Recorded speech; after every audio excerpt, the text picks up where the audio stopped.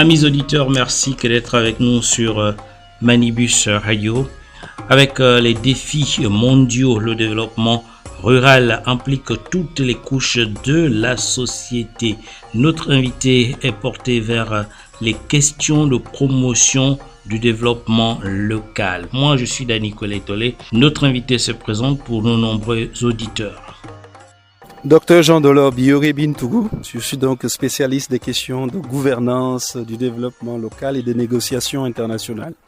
Lorsqu'on parle de développement local pour des zones rurales, qu'est-ce qu'on peut mettre en évidence? Et d'ailleurs, pour le commun mortel, comment peut-on définir le développement rural? Alors, le développement, c'est un stade auquel parvient une localité qui lui permet d'être à l'abri des besoins essentiels. Ce n'est pas une instance, c'est un processus qui doit se poursuivre. Mais pour maintenant ce qui concerne le milieu rural, on doit s'attendre à mettre en place un dispositif d'accélération de manière à ce qu'on parte de l'instance d'absence totale de structures et d'infrastructures de base jusqu'à la période d'émergence de la localité. Ça passe donc par le désenclavement de la localité. Il faut mettre en place la localité en contact avec les autres localités pour faciliter les échanges. Ça passe ensuite par la fourniture de l'eau et de l'énergie, donc l'électricité. Et ensuite, tous les autres services sociaux de base. Une fois que ces besoins de première nécessité sont garantis, et là on se lance vers l'extension qui porte sur la construction des infrastructures structurantes pour permettre à la localité d'atteindre le niveau qu'il faut, mais en milieu rural.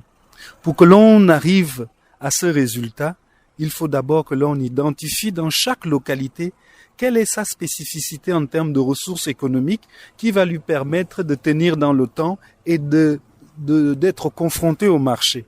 Qu'est-ce que le département de la Dola, par exemple, va offrir aux autres départements sur le marché pour que les produits en provenance de la Dola aient du succès sur les différents marchés qu'il y a au niveau des échanges en termes commerciaux.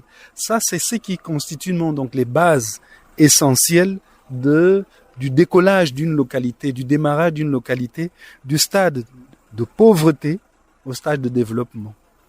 Avec aujourd'hui le développement des énergies renouvelables, les voies de communication, est-ce que là aussi on peut parler des nécessaires pour le développement local?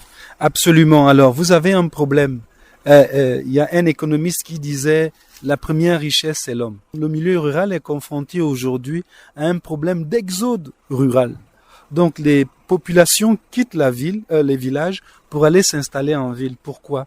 Parce que l'un des facteurs, c'est non seulement le chômage, bien entendu, mais on sait que au village, en milieu rural, les gens sont encore dans nos pays, à l'arrière-pays, au Gabon aussi, vivent encore de l'économie de survie, de la chasse, de la pêche, etc., de l'agriculture. Ce qui veut dire que si on garantit un minimum de services sociaux de base, dont l'énergie, l'eau, eh bien, on est sûr qu'on va capter les gens dans les villages parce qu'il peut suivre la télé au village. Il peut avoir l'eau au village. Il peut lire au village, etc. À partir du moment où il a tout ce qu'il faut pour pouvoir au moins être connecté au monde, il peut s'installer. Après, on lui garantit d'autres services comme la santé et l'éducation.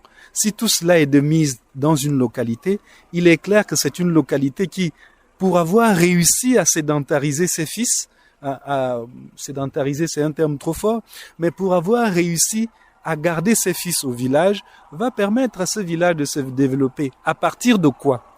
Je parlais tout à l'heure de l'agriculture. Nous allons transformer l'agriculture de survie en agriculture d'échelle. Par exemple, les zones du sud du Gabon sont reconnues comme étant des zones favorables à la culture du riz, à la culture de l'arachide, à la culture de la banane. Donc on peut essayer dans chaque localité, je dirais même si se décentraliser, dans chaque canton, un produit phare qui va faire en sorte que cette population qu'on a réussi à maintenir au village puisse travailler pour transformer ce produit phare en richesse locale. Et là, j'aimerais bien qu'un jour, quand je suis sur le Mbolo, que j'ai sur les rayons de Mbolo, la banane la banane de Ndende, l'arachide, la pâte d'arachide de Tubanga, etc., etc. Et c'est comme ça que la richesse rentre. On produit dans les campagnes, on nourrit les villes et l'argent retourne dans les campagnes pour faire fonctionner l'économie locale. Les gouvernements africains se doivent de mettre des mécanismes en milieu rural pour garder les bras valides. Merci à Dr Jean-Delors Biogo-Bitougou qui était notre invité. Surtout merci d'être passé par Manibus Radio. Moi je suis Dani Koletole.